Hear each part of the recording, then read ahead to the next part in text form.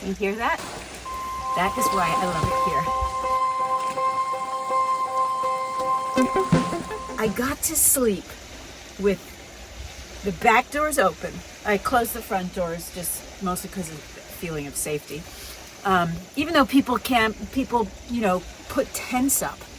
That's about, like, I'm safer here with the doors open and my dog barking than a tent person is. But I closed that anyway.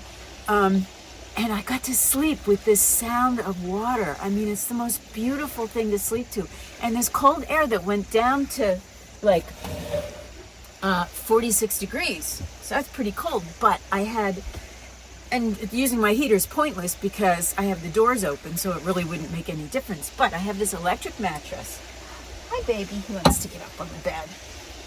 Come on, little guy. Good morning, friends and visitors. I'm just a boy looking for a fun time.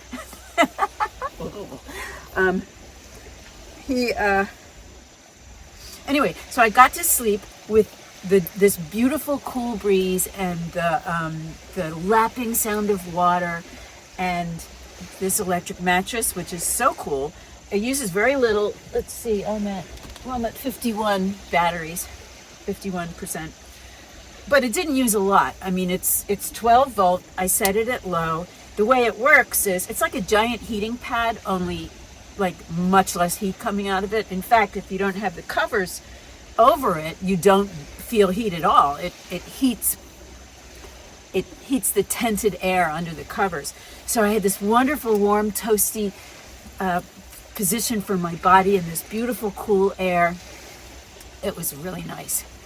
And I got tons of writing done. I am right now writing the turning point of Act 2. And I would very much like to get to the end because I know this thing has a lot of rewriting to do. It's a piece that that's very personal to me because I started writing it years ago after I was bullied.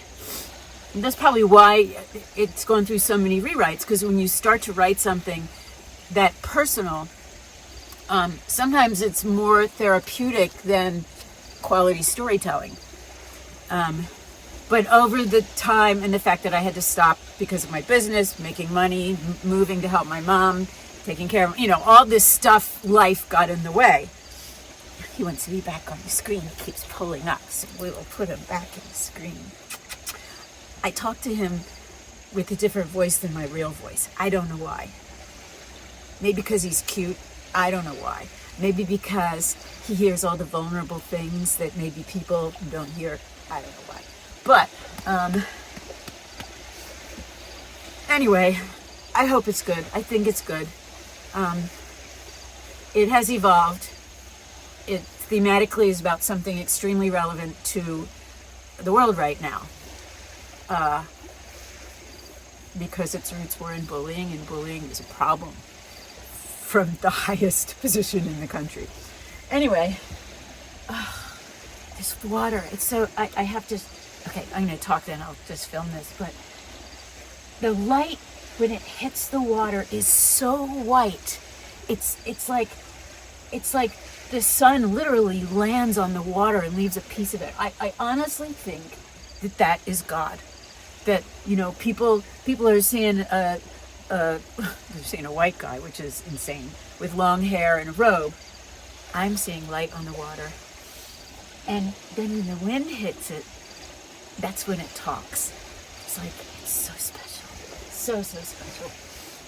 And the thing is writing from the road where your main character lives in a van, and you're discovering so many little details about the experience of living in a van, like the water, like the fact that you don't have a mirror. I probably look like shit because I have, the only mirror I have this one on the back of the door, but the chair's in the way and it's made of plastic. So I don't bother looking at it. There's not enough backup room. So I have like this compact mirror where all the compact broke. So it's got a little of the dust on the mirror and I try to wipe it off and I just give up. But it's really sort of an interesting thing to my whole life I've cared about what I look like because it was a gift I was born with. You know, I didn't do anything to be a decent looking child. But it becomes important when people see it. And I spent much of my life trying not to see it. Probably because at the core of me, it shouldn't matter.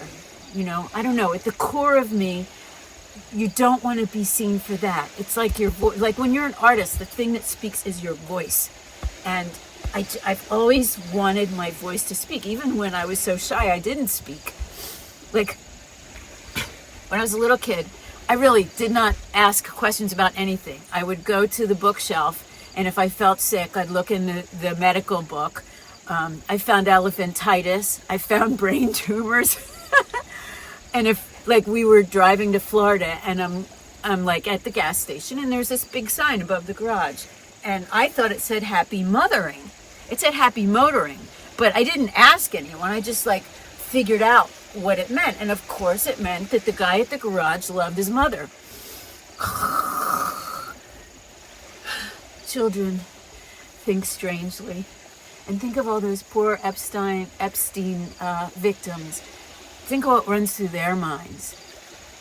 The pain that they went through, the confusion of betrayal. Betrayal is such poison to the soul.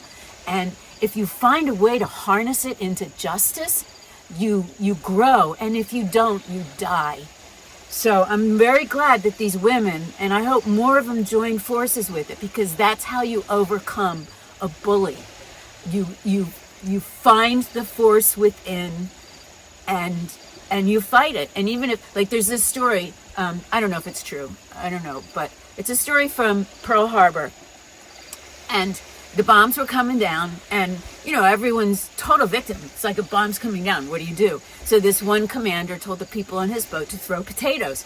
They had the least amount of psychological damage because they had done something. So like doing something, no matter what it is, whether it's writing a secret journal that nobody ever sees, whatever it is, like, you become a victim when you stopped doing, when you back off.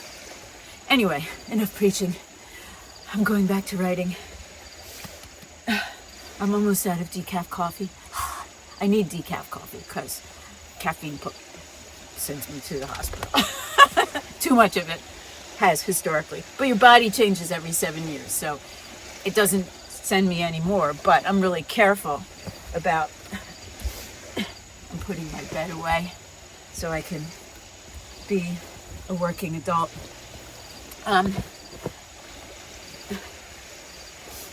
So your body changes every 7 years, like all new cells. So after I had this like incredible moment that I found out when I was at House of Blues working in the foundation room, and I had given a screenplay I wrote, one of my early ones, to a producer, and he gave it to William Morris, and the coverage came back, double X's under everything, and a recommend, which is a really big deal. You don't, you know, the readers aren't that generous. So all this, that same day when I found out that news, the Starbucks order came back. That, like, somebody went to Starbucks and got us all orders. The night hadn't begun yet. So that was in the days when I drank Starbucks. I won't drink it anymore.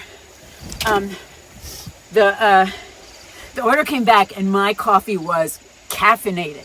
So I was already speeding on life, and then I drink this full cup of caffeine coffee, and nothing happened. So I realized at that point that I was 25 when the diagnosis on my coffee thing came back as ophthalmic migraines, and that was like 20 years ago or something. I don't know, time is not relative. So I was fine. So now since then I've been just very careful, like half caffeine or soda. Careful. And I started drinking red wine, which was like, it was coffee, aged cheese, aged wine. But I seem to be okay. I eat Parmesan cheese. It's cheap, so it's probably not aged very long. Oh, it worked. Sammy ate the middle of my zipper, so I wasn't able to get it closed. Yes, I know. You miracle dog. You miracle dog. All right, I'm going to film the water and then go back to work. Bye.